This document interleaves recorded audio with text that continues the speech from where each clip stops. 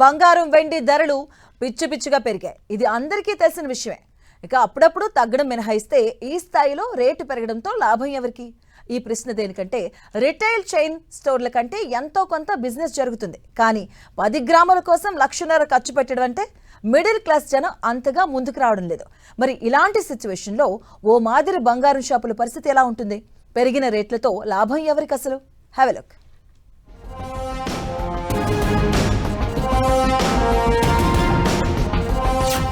Gold ర్యాలీతో లాభం ఎవరికి?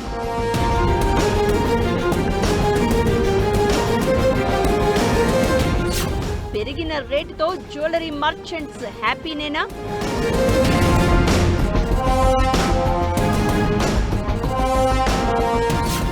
చితికిపోతున్న చిన్న వ్యాపారులు.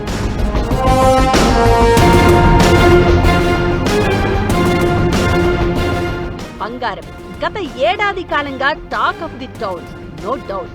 కానీ బంగారం కొనేవాళ్లు ఏడవలేక నవ్వుతూ కొంటుంటే షాప్లో ఓనర్లేనా పండగ చేసుకుంటుంది అంటే ఖచ్చితంగా కాదని చెప్పాలి.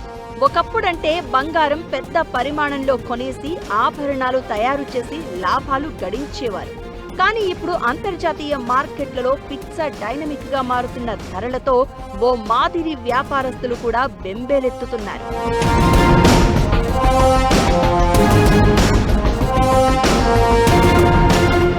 పెద్ద పెద్ద బ్రాండెడ్ రీటైల్ జ్యువెలరీ మర్చెంట్స్ అంటే ఏదోలా మేనేజ్ చేస్తున్నారు. కానీ టౌన్లలో ఉండే వ్యాపారులు పెరిగిన బంగారం రేట్లతో మింగలేక కక్కలేక అన్నట్లుగా పరిస్థితి తయారైంది.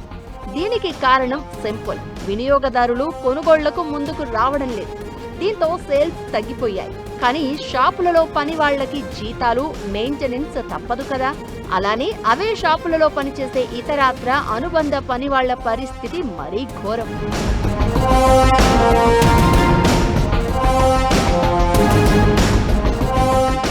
గోల్డ్ని ఇప్పుడు బంగారపు ఆభరణం కంటే ఇన్వెస్ట్మెంట్ గా చూడడం కూడా షాపులలో అస్థిరతకి కారణమైంది.